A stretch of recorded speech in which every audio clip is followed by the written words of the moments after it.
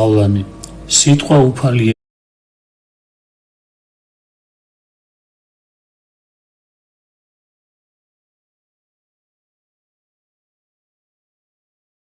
ესო ქრისტეს მეორედ მოსვლის თაობაზე. ნაწილი მე-6.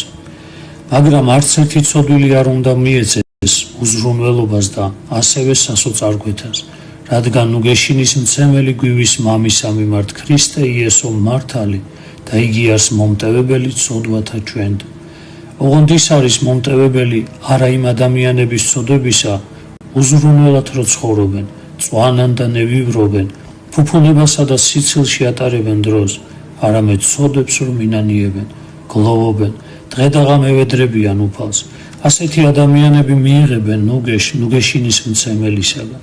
ხოლო ვინც შესწოდა, მერე კი დაივიწყა თავისი ცოდვა და ასეთ მდგომარეობაში გავიდა სხეულიდან, მას დაატყდება რისხვა ღვთისა, რასაც მან ასე გვაუწყებს.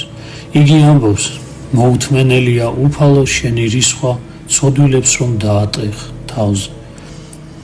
ვაი ძინავს, ვაი ლოცს, ვაი იმ ადამიანებს, რომლებიც ქნარისათანა და საფსალმუნისა და ალთა ღვინოსა სუმენ, ხოლო საქმეთა უფლისასა არ ახედვენ და მისი სიტყვები არ ახსოვთ. ვაი საღმრთო წერილის შეურაცხმყოფელს, ვაი იმას, ვინც სინანულისა და უფლისკენ მოქცევის დროს სისულელესა და სიცილში კლავს. ის ამაოდ მოიძიებს დროს, უქმად რომ გაფლანგა, მაგრამ ვერ იპოვის. ვაი იმას, ვინც ბოროტ სულებს მოუხმობს და საეშმაკო სწავლებებს ეცნობა, რადგან მერმის მარადისობაში ის ეშმაკებთან ერთად დაიჯება.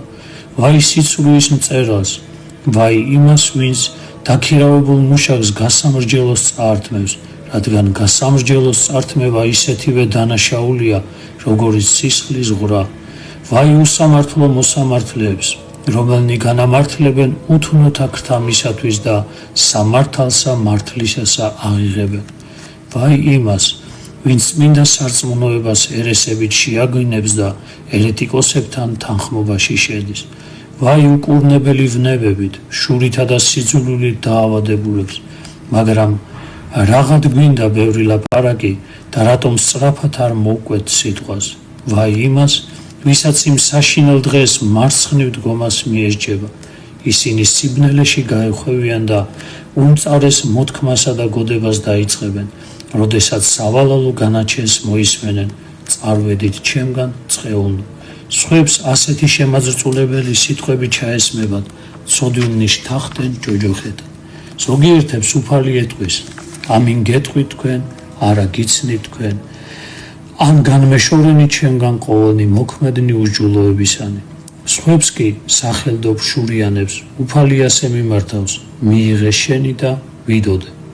მაგრამ სად უნდა წავიდნენ, ცხადია იქ, სადაც წავლენ ისინი, რომლებსაც ჩაესმებათ, წარვედით ჩემგან წყეულნო ცეცხლსა მას. ზოგიერთებზე უფალი იტყვის, შეუკრენით მაგას ხელნი და ფერხნი და განაგდეთ ბნელსა მას გარესკნელსა. სხვებს შეკრავენ როგორც სარეველებს, რათა დაიწვან სახმელსა მას ცეცხლისას. მაშინ როგორც მრავალი გზა არსებობს ცხოვნებისა, ასევე მრავალი სავანია ზეცაში, სასუფეველში. და როგორც მრავალი სახი არსებობს ცოდვისა და ბოროტმოქმედებისა, ასევე არსებობს მრავალი სახე ტანჯვისა.